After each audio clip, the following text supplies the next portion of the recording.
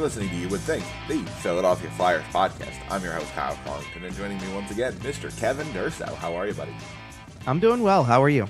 You know, I'm doing all right. It's going to be a little weird, this show. We don't have a whole lot to talk about on the back end of things. I know we've been talking about the front office a lot, the management group a lot.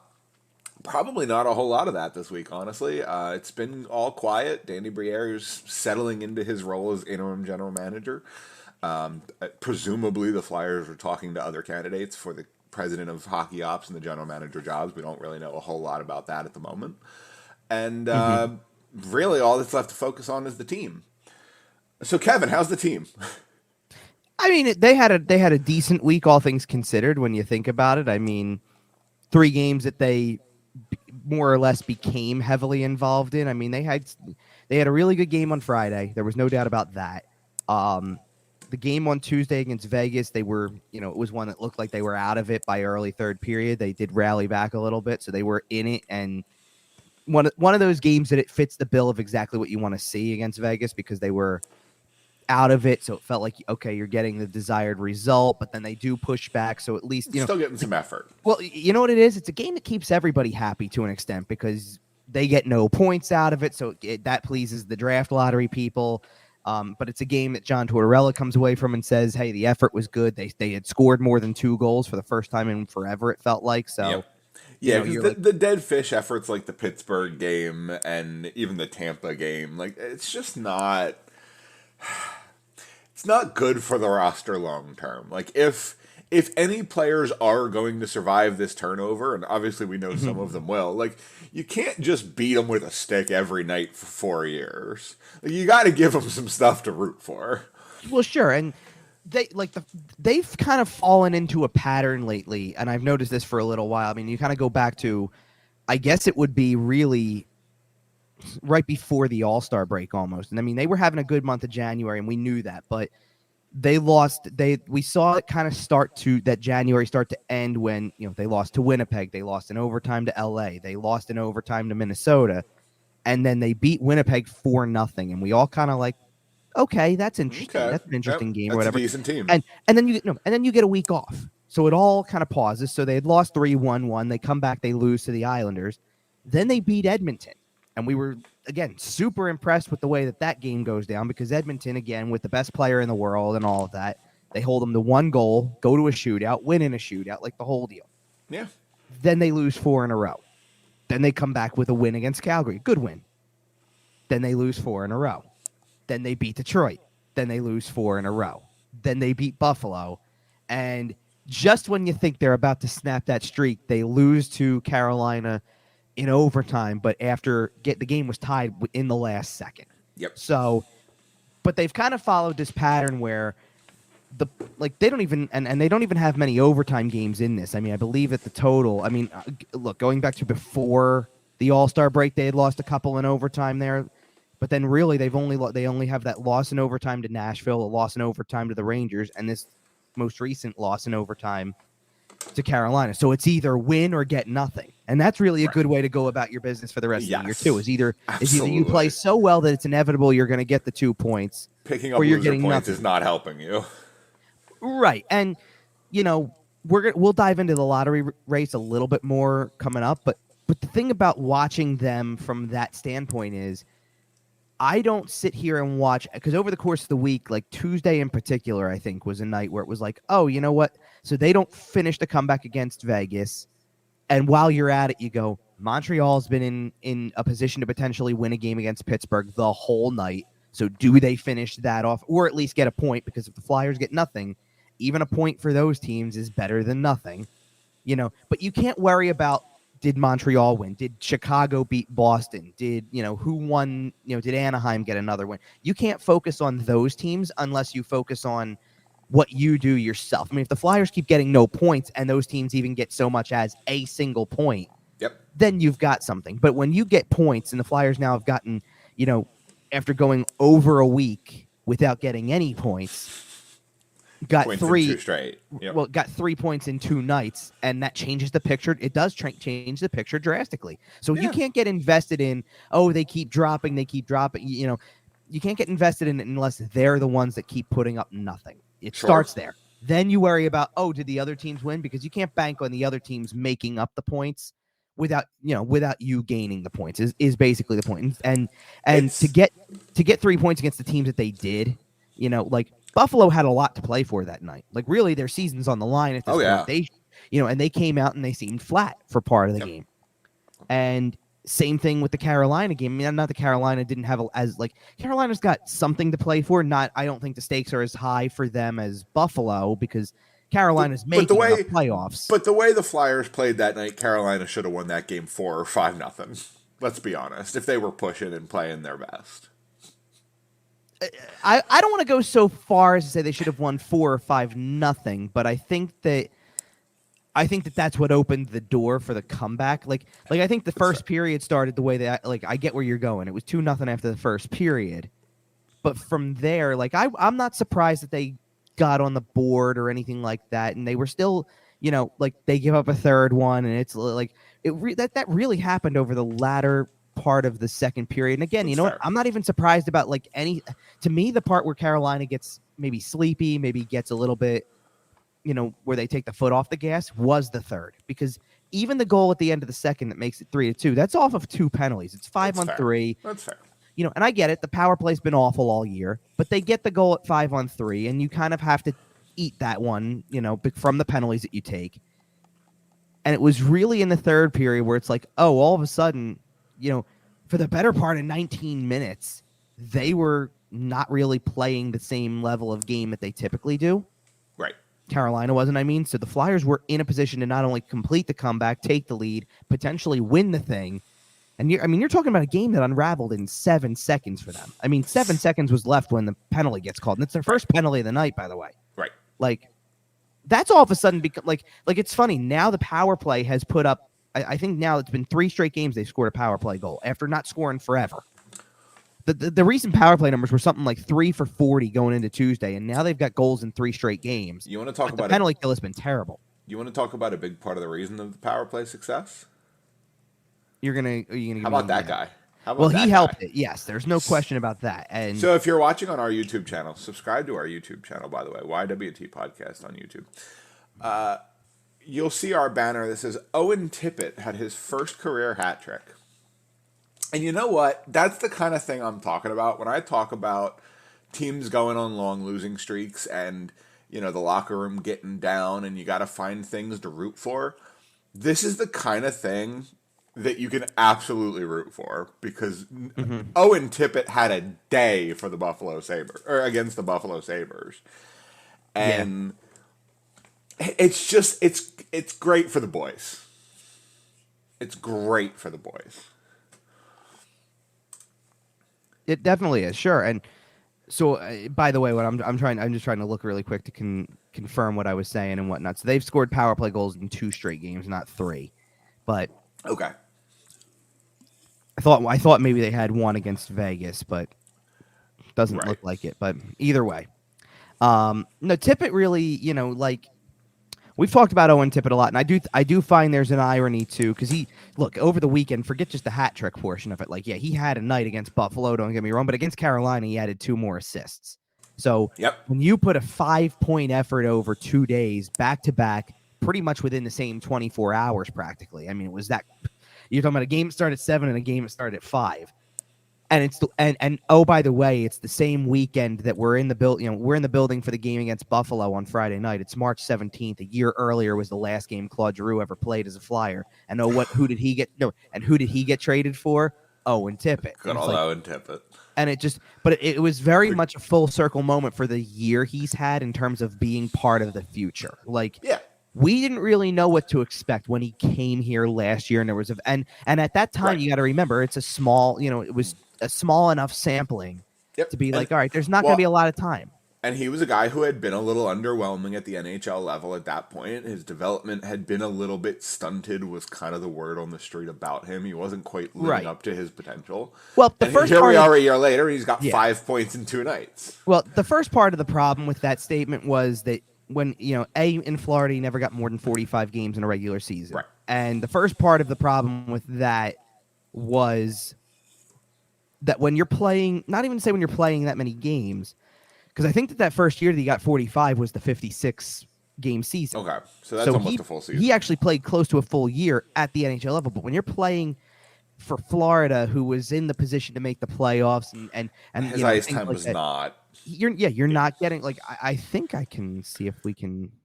I'm trying to see if I can't gauge more about what his ice time was over that season potentially. I think I have to go into a little bit more of a detailed view than what I'm looking at the moment to actually get all of that detail. But you get the point. Like, so he wasn't playing that much, and really since I don't want to say since the deadline because they didn't make any significant move at the deadline, but they've been playing like John Tortorella. We've talked about this before. John Tortorella has his favorites. You know, he has his guys that he envisions being something, and he has guys who he kind of pushes to the side a little bit more and isn't afraid to do the tough love approach on them, you know, kind of thing. And Tippett has been one of those guys that as the year has gone on, the minutes have grown and things like that. I mean, the other night, and I can just look at his last 5 games here or whatever, you know, you got 2 Carolina. It's actually funny because the game against Buffalo, and I can only assume that this has to do with where the score went later. He only played 16 minutes and 45 seconds against Buffalo.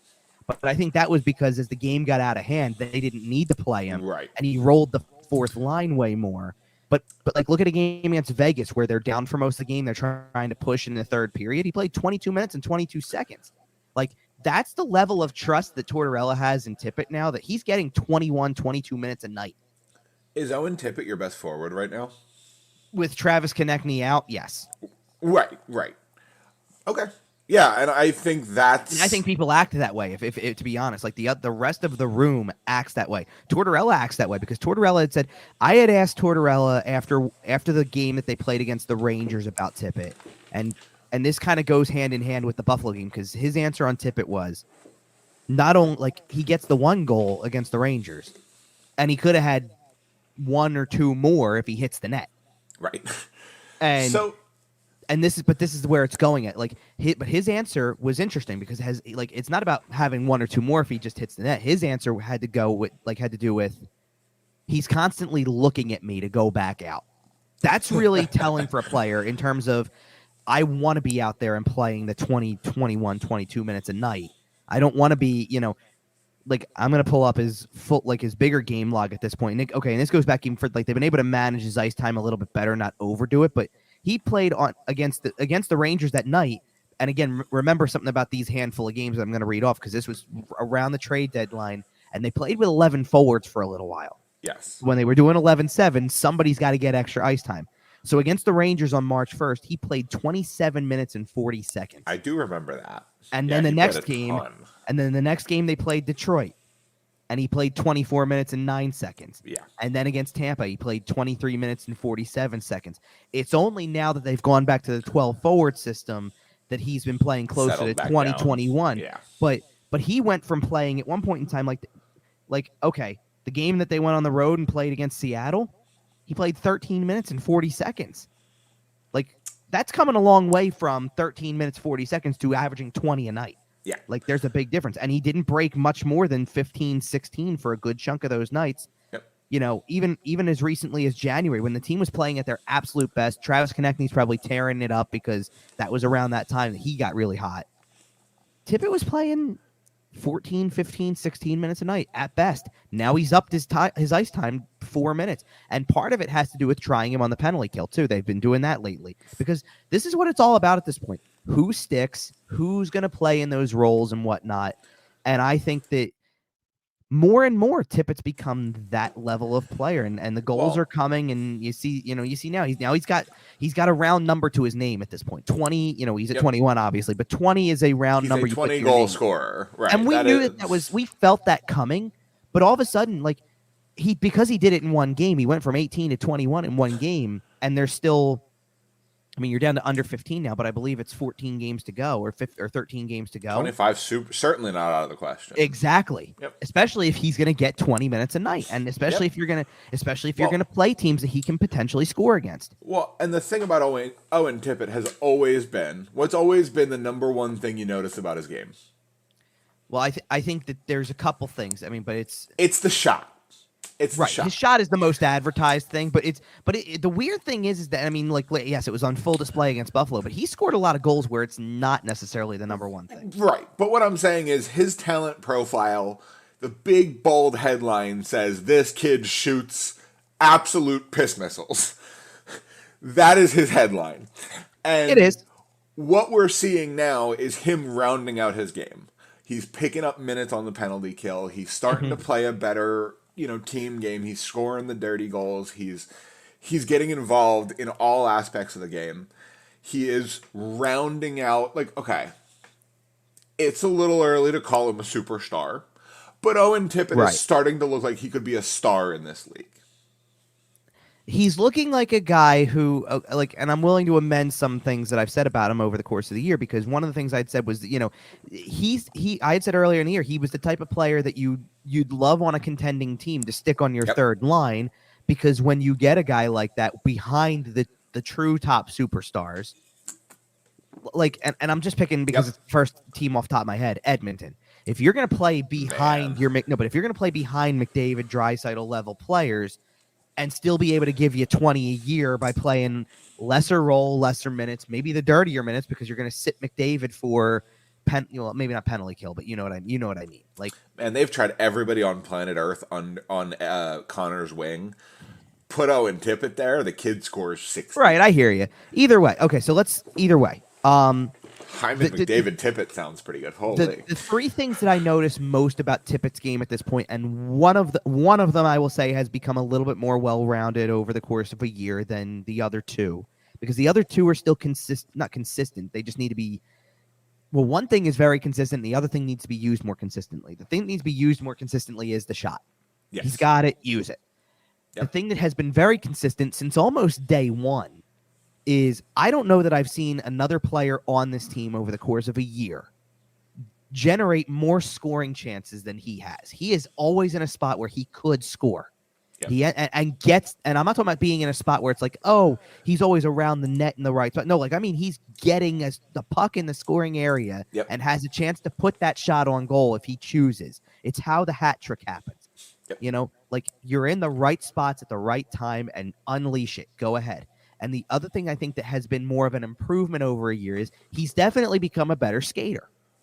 He's definitely, like, that was the thing that more people wanted to talk about on Friday than, oh, look at the shot he takes, look at all the chances he gets.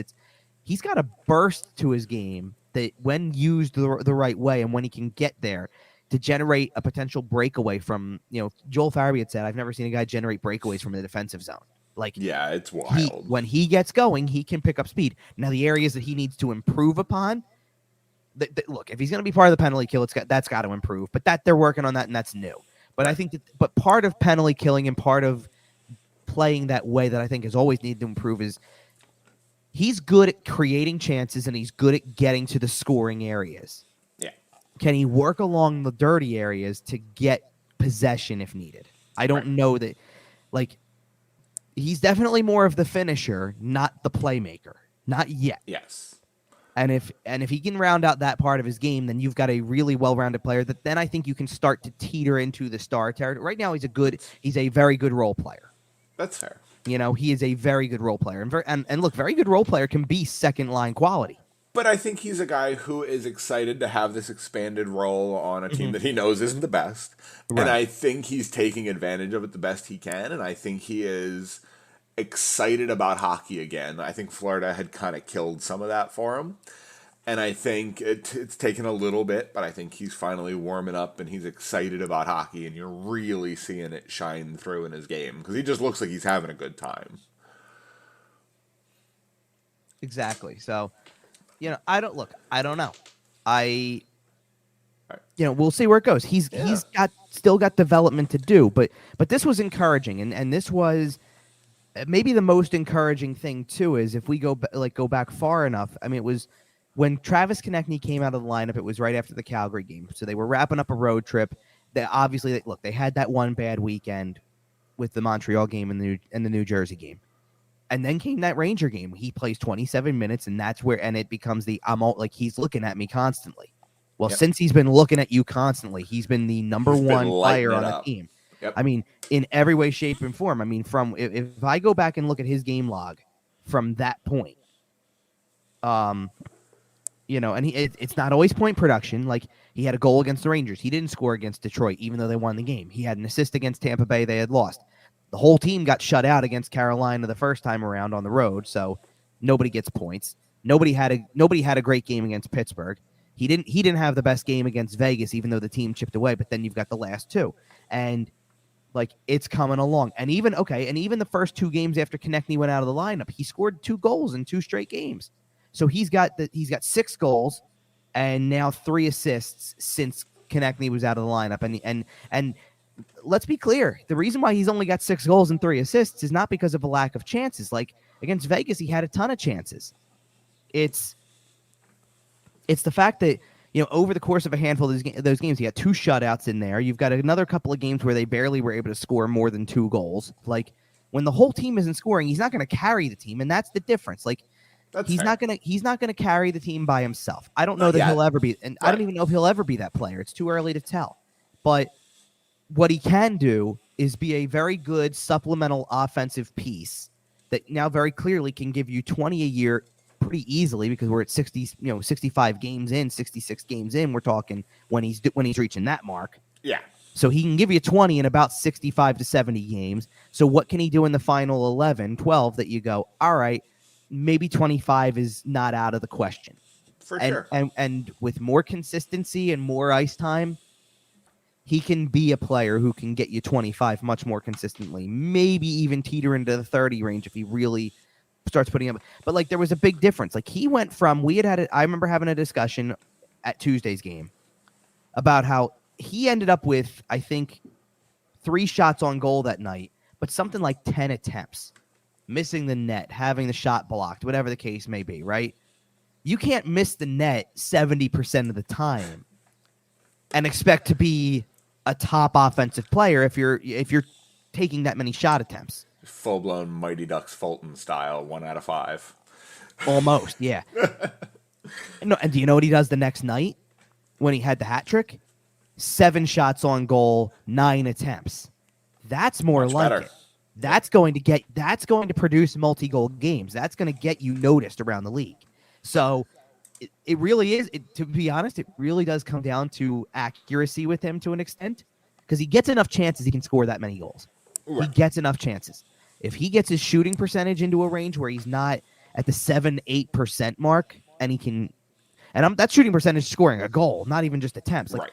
If he can get his shooting attempts down where it's like, you know what, I'm not missing the net 60% of the time, I'm missing the net 40% of the time, then you're going to get nights where he has 5-6 shots on goal, 9 attempts, and he'll score 5 to 10 more goals per year because absolutely. If he tightens that up, he could easily get into the 30s. For the amount of games where he has scoring chances, we're already talking 25 goals if he's hitting the net as frequently as he could.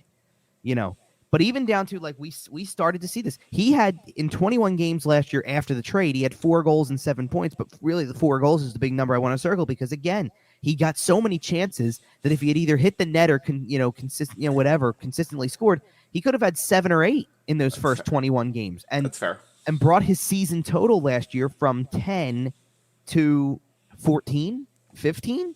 It was distinctly possible, and that's the difference. He's not a guy who is going to, he's not a defensive darling or anything like that. And he doesn't take a lot of penalties. Like, he's got 14 penalty minutes all year in 64 games. And he had 12 last year in, what do I got? 63. So it's about the same mark. Like, he doesn't take penalties. That's fair. So if he can that's clean what up, say. But if he can clean up the defensive part of his game, then you've got something. Yeah. And, and clean up his defensive game and be more of a hard worker. But he was, he's at least starting to draw closer, especially when you consider big picture overall, the way that the 2017 draft was. He's starting to look like a player who fits kind of where he was taken. Okay. Because he was taken 10th overall. And that, when you consider some of the other players, that sounds about right. Like, it sounds about right, does it not? No, it does. And You know? I know situations have plenty of time to change, but I'm asking you right now, if you're Danny Briere, is Mhm. Owen Tippett a guy that you're looking at still being on your roster in 5 years? Like, are you keeping him through a rebuild? I think today the answer is yes. Okay. In the next the good news is you have the next year to figure a lot of that out. I mean, not he's still young enough that Yeah. it's more than a year, but he signed through next year, and imagine he's going to be one of your best forwards. He's clearly a guy who's got Tortorella's trust, like we said, right? And he'll still be an RFA after that, right? I believe so. That's where I was Okay. going with that. But Yeah. but where I was really going with is his contract. He's got a $1.5 million cap hit, Nothing. which is exactly what we thought going into this year when he signed that contract to begin with, which And was and if he is a 30-goal scorer and you're not going to keep him, you're trading him at next deadline. He's an RFA making $1.5 million. Come on. all right. I'm gonna Anyway. I'm gonna bring something up really quick to put a bow on it because I just told you what year he came out of, right? Yeah. What draft year he came out of, and we all know what draft year that is, right? It's Nolan Patrick, correct? Yeah. Okay. So just hypothetically speaking, just straight off the cuff here with this, how many career games played do you think that both of those players have? That Nolan Patrick has and Owen Tippett has? This is gonna. Look. This is player A, player B without the mystery. Yeah, this is not okay. just These how many- numbers how might many be do you- horrible. Take a guess. Okay, how many does Nolan Patrick 180, Okay.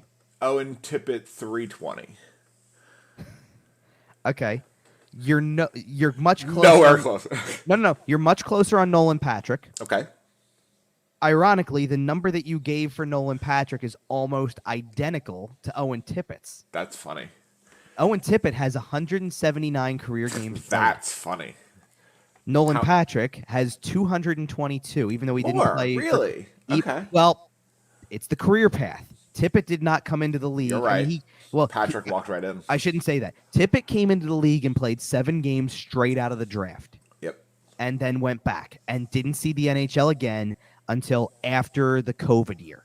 That's Not even the wild. bubble. That's wild. Right? Nolan Patrick played the entire 17-18 season, the entire 18-19 season, took a year off for the migraines, and then was back for the COVID year and played all but 4 games. That's fair. I forgot about that. He was just terrible. Right. Then He the trade. played. He just wasn't really there. Then the trade happened. The injuries resurfaced again, and he played just 25 games for Vegas. And it looks like he's not going to play again. Okay, now Yep. with that in mind, we're talking. That's 40 games less, almost 45 games less, right? How many goals and points does Owen Tippett have in his career compared to Nolan Patrick? Oh, I'm willing to bet it's more. Because like I said, that last Nolan Patrick season barely counts. Sure. So, but how many goals and points? He said it was 179 games. I think. 179 games for Owen Tippett with very limited playing time until this season. So, what do you think? Or until the trade, anyway. So, what do you think? 55 goals. No, that's too many. Okay. 45 goals, 50 assists, 90 points. Not bad. Okay. 39 goals, Okay. 40 assists, Okay. 79 points. Okay. I feel great about that. Pulling that out of absolutely nowhere. And here's the thing. And realize the numbers this season are 21, 11, 39. And I knew that this season was playing Right. big in that one. Okay. Yes, absolutely. So what are Nolan Patrick's career numbers? Oh, geez. So we had a good... The first year wasn't great. The second year was really solid. And the third year is when things kind of started to slip a little bit. Well, he didn't have a real third year. His third year was that's out what I'm for the saying. year. You're And right. then the fourth year was really Bad rough. year. Yeah. So I'm going to say 28 goals, 80 total points. Not bad. That's the best one you've had yet. What you said? Well, 20 I watched Nolan Patrick's career. I know. I didn't You really said watch 20 Owen Tippett's career. I I hear said you. 28 and 80. Okay. You are 3 points over Okay. and 4 goals short. Okay. 32-77. 32-77. Listen. But here's the reason why I want to bring that up. Okay, because first of all, now Tippett has more points. I get fine, I get that. But the goal total at 32 for a career from the Yep. second overall pick that everybody was talking about, no, is almost what Tippett has this year. Shut up. Tippett's at 21. No, but So is Owen the Claude Giroux trade the best thing Chuck Fletcher ever did in Philadelphia? it's not bad. With the first round pick on it too? Come on. Right. Well, and even bigger than that is, and listen, it's actually interesting because everybody was really disappointed about the fact that that wasn't a pick in this year's draft. Fair. And here's the thing. The only thing that pick in this year's draft was really potentially going to do for you was maybe allow you to package something to move further if you wanted to. And I think teams were going to be very hard to. It's going to be hard to make move trades teams off with. of picks. Yeah. Yes. At this given moment, and nobody's moving anything before the lottery at this point. It's just not happening. Well, sure. At this given moment, Florida is right there in the playoff race, which means that pick this year is going to be latter half of the league again. Yep. But Florida was not very good early in the year. Like, they struggled. Oh, they did struggle. So what happens now if, and I'm not saying you're like, because the Flyers' own pick next year is going to be lower, probably. Oh, yeah. You know, Briere has even said as much. So what happens if Florida gets like 12th, 13th? So it's not in the range of protections, but it's a pick. Yeah. But what happens if you couple next year? And I know that the draft next year is not going to be on the same level as this year's, but what happens if you couple picks and you go 5th and 12th? Maybe. What happens? It depends on who's there. Well, it sure it does. But my point is, you could add two players, and it's not the exact same scenario. I'm not trying to compare it, but like a la Richards and Carter in the same year, separated by about 15 picks. It's very similar where you could end up depending. The key is not where you draft. The key is how you develop them after that. Jay O'Brien and Joel Farabee. Well, we can go on. Nah, but because we don't have a ton of time left, so let's move on since we're talking about development and kind of the no, I know, but here. I was going into the Jay O'Brien thing because like Joel Farabee, we'll see. Jay O'Brien, maybe not so much. DeAndre Miller was there, right? I know, not a great pick. I know. Just saying. We all thought that's who it was going to be. By the way, talking about people who were good picks, though, could be. Yes, a guy who's played a couple NHL games and scored his first goal. Let's talk about Tyson Foerster a little bit.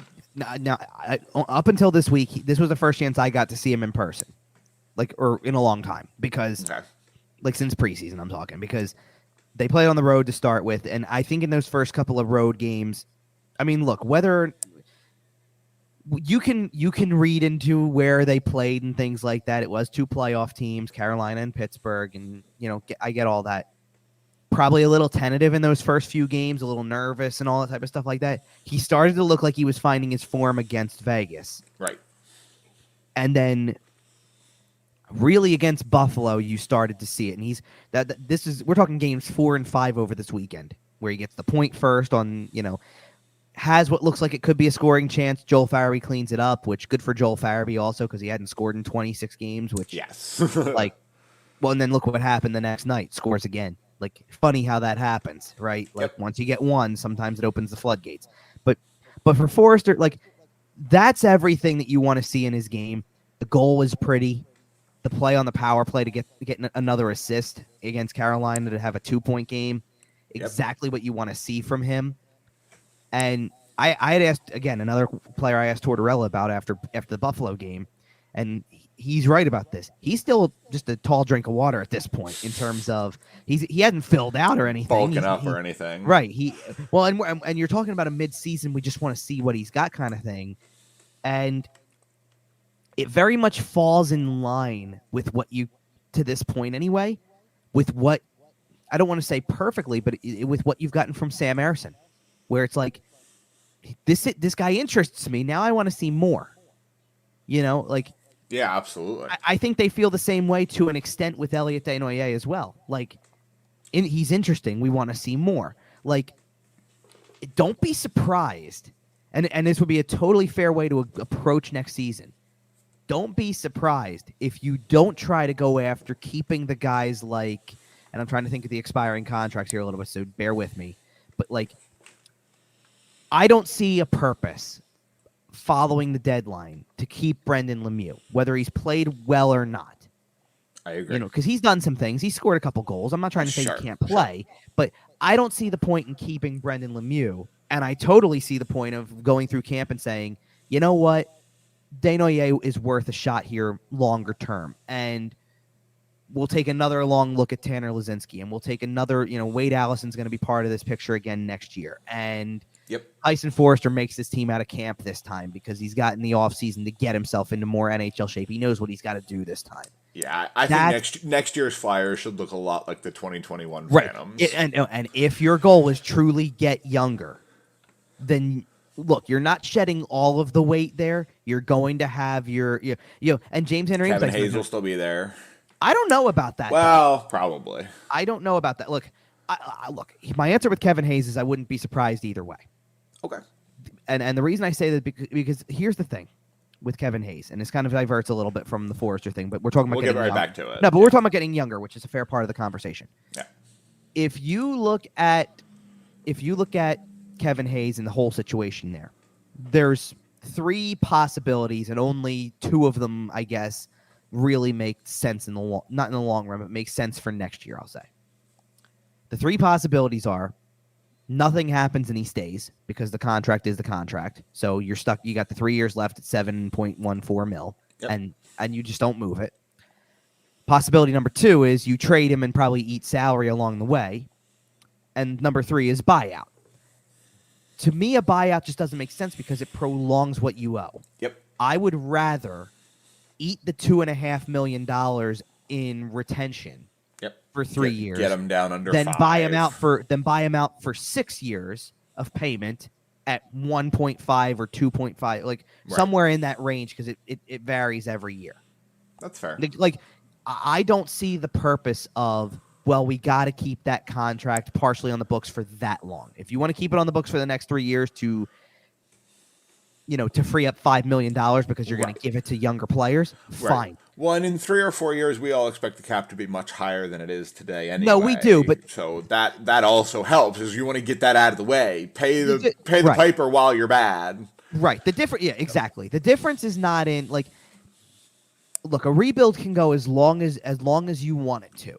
Meaning, you can start to see your way out of it in 2 to 3 years, or you can see your way out of it in 4 to 5, like most teams do. Or you can be Buffalo, and it takes about a decade and a half. I mean, what has this decade been here too? Well, you're not wrong about that. Okay, but you get my point. Yes, that's your option there. I mean, where you're getting best of both. You're getting $7 million in cap space and a lot younger when James Van Riemsdyk's not on this team, and that is true. And you should get a lot younger when Justin Braun's not on the team, obviously. Or I mean, assuming so anyway. I don't know if that's a safe assumption at this point. Yeah, I hear you. Never assume, but But listen, if the guy wants to live in Haddonfield and play here for constant 1 year contracts at $1 million, $1.5 million, then be my guest. Justin Braun's not an offensive 7th defenseman. It's fine. No, I get you there, and especially why you're not good anyway. And he's probably, just given what I've seen of the guy, obviously you have a much closer look at the team than I do. Yeah, seems like a great guy. He definitely is. He's team dad kind of guy, and with a bunch of kids running around, that's not a bad thing. Look at Patrick Marleau in Toronto. I know Justin Braun's not bringing the same skill, but and for me, for a guy who hasn't last year played a lot, and that's why he got traded. Right. This year kind of had to take the part where he wasn't going to play as much. That's fair. Because they're looking at the kids. No, when we had this, we had this discussion last week a little bit, so I'm going to get off of it pretty quickly here. But because you had asked me about Hayes and Farabee and guys like that about being traded. Farabee, I don't think so. You have to if you're looking at your RFAs for next year, and I do think that this is going to stick for the most part. It's Morgan Frost, Noah Cates, Kiefer Bellows. No, Tippett signed through next year. Oh, I think you said next year. I'm sorry. Okay. No. This is this offseason. Your RFA is this offseason. Okay, yes, this offseason. So it's Frost, Cates, Bellows, Brendan Lemieux is a UFA, and that is it among forwards. Frost and Cates are the only one I'm worried about there. And then defensively, Cam York is an RFA, Justin Braun's a UFA, and I believe that's it. So Cam York's your only real... Right. And see, here's the thing. You want to keep the dad figure in place among your defensive group, then it's going to be Nick Seeler. Because Nick Seeler is 29 years old, makes under $1 million, and he'll play 6 defensemen for the whole year. That's fair. Fine. Whatever. You know what? Like, now I don't... I've really come around on Nick Seeler, to be honest. I know I wasn't the biggest fan when he came here, and he's really won me over. He's got some skill. Well, and here's the answer for Seeler. You play him all year next year like you did this year. If there was a market for him this year, there will be a market for him next year where you can get that mid to late round pick just for a guy who makes less than $1 million. Do it, Yep. Like, absolutely do it. But everybody else is, like, in question. Now, don't forget, you got Tony DeAngelo with $5 million on for 1 year. No, but because it's 1 year, that's another contract you can play with in a trade. I hope so. Well, I just don't know. There's still not a lot about it that makes sense. I mean, let's not forget also, by the way, that he absolutely got walked on that overtime goal. Yeah, he did. By Aho, which, All right, we are bumping up against a little bit of a time constraint here. I do want to touch on one more thing before we get out of here. No. We'll get off of that. The Flyers currently have the 6th best odds at the first overall pick today as we sit here on Sunday morning recording. Yes. So Connor Bedard is coming up to the end of his WHL season. Have you seen his stats recently? Not recently, because the Flyers have been very busy lately, and he has played 54 games. Yep. How many goals do you think he has? Oh, now this is for the. Oh yeah, you're quizzing me. I'm quizzing you. That's fine. Well, he was already north of, like, big numbers as it is, so I'm gonna say he has. How many games you say? 54. 54. He's close to a goal per game player, so I'll say 50. And how many assists do you think he has? He's definitely north of 100 points by now, because he's nearly a 2-point per game player. So I'm going to sit there and say that he has. I'll say that he has 58 assists. He's got 108 points. Okay. Hey, Kevin. Oh, it's way more than that, isn't it? He has 69 goals and 70 assists for 139 points. I haven't been paying attention for a little while. Okay. And like the season's almost over. His end of season projection in 57 games is 147. He's got 69 goals in 54 games. I do want to hold on. I do want to look at something really quick. How did any team win a hockey game this year? I hear you. All right. So how many total points did you say? 139 right now in 54 games. That's junior level, so I get it. This is an interesting conversation. Because there's a lot of discussion about Bedard in the future and Connor McDavid and who's going to be the better player. I saw a graphic recently. They had a very similar number of points. Yes. Connor McDavid was much more even. Connor Bedard was much more goal skewed. Okay, which is fair. Yep. First of all, it's not that far. Now McDavid's played more games, obviously, but you got to factor in. Like, Bedard's at least in for somewhat of a rude awakening when he gets to the NHL because it's not the WHL. That's fair. You know what I mean? Like, it's a jump from junior to pros when you're playing. Like, what's impressive about Bedard is that he's playing, like, it's his age level among the age level that the WHL usually is. We're not talking about this kind of performance. McDavid's draft year, he had 44, 76, 120 points in 47 games. Fewer games. He played way less because didn't he? But the point totals track out about the same. Well, didn't he in that year play more not junior time, but like world junior time? Because at his age in his draft year, he would have been playing world juniors traditional plus he played the under Olympics. 18. No, it was the under 18s. You're right. It wasn't the Olympics. Well, no, but he plays both. He would play the under 18s and the under 20s because they put him with the typical world junior team with the overagers. No, that was 2014-15. He played in the Olympics. Probably, yeah. Yeah, because there was no NHL players there. I remember him playing. He was still an amateur, so he could play. Yeah. But, all right, either way. No, the point I was making is that there's a rude awakening coming at the NHL level to an extent. Like, you don't just put up... Maybe. Like, well, Connor McDavid walked right in. No, I don't mean that he's not going to produce. Okay. Like, the kid's probably got, like, I wouldn't be shocked if the kid's got a 40-goal, like... Okay, right. McDavid. If he stays healthy, right? But we know McDavid got hurt right away. If Brandon Manning's not there to break his collarbone. Okay, but let's go with his first full season. Okay, 30 goals, 100 points, dead even, right on the button. That's doable for Bedard in year one. But it Right. didn't, like, McDavid didn't hit 40 goals until the second full season and only got to 41. It's only the last 2 years. He set career highs the last 2 years in goals, and he set career highs in points in the last 2 years. Like Bedard's a better goal scorer than McDavid is. Oh, that's pretty. I'm not saying better player. No. But I'm saying that's going to be saying something then for a guy who's got 58 goals at the NHL level, who's going to hit 60. Looks like he might hit 70. Yeah, I mean, he is pretty much the offense at this point. But it's insane. Connor McDavid is stupid. But in terms of putting a bow on the show and the lottery talk, let's be real about something right off the bat today. I'm not talking about it whenever our next show is. I'm not talking about it in the last couple shows of the season when we wrap things up. I'm not talking about it because it's not going to happen.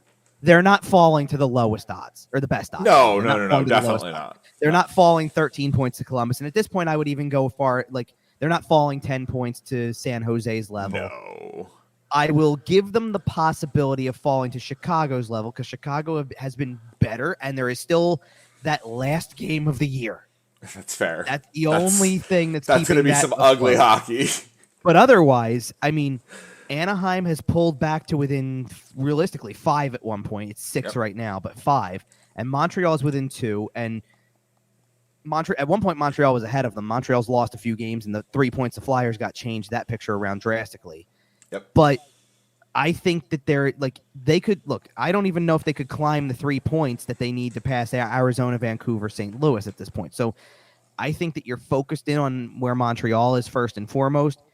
Anaheim and Chicago still have an outside shot, but the 3 points this weekend makes it look a lot less likely. Realistically, you're hoping I think their best for the top 5. I think their best odds are that they finish 5th best with the fifth best odds. And honestly, that puts you right in position to win a lottery spot.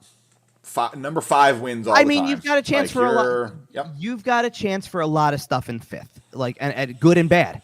Yep. In 5th, you've got a chance to drop Right, you can drop as low as 7th. You could catch a break and finish 1st or 2nd. I mean, look, the ideal position, since they won't finish 1st in this case, would be 3rd, because 3rd means you're guaranteed a top 5. That's fair. And I think your odds are over 20. I think it's 23% to get one of the top 2. It's at least 40, or it's 40. It's at least 70%, I think, to stay in the top 4, where there's more talk of generational talent than there is. Yeah, there's a couple names there: Fantilli, Leo Carlson, Matvei Michkov. Nobody should be disappointed. For as much as we talk about Bedard, nobody should be disappointed if they win one of the 2 draws. Even the top 4, like you said, there are 4 good players. There's 3 really good players in this draft, and Connor Bedard. No. The reason I was pulling back on that is because we can't even talk about 3rd place. That's fair. Fantilli is really a solid second. You're right. You're going off of Bedard, Fantilli, and if you win one of the 2 polls, and then flip a coin between Michkov and Carlson. Yeah. Well, there's a lot of talk about Michkov being, further down, slipping. Well, no, falling a little bit because of the 3 years that it's going to take for him to get there. That's fair. But if you're a team like the Flyers who shouldn't care about that, that's the problem. Is you bring in a player like, a high-end player, and he just makes you too good. But either way, we'll figure that out next week. We will be back next week. Should be a lot of fun.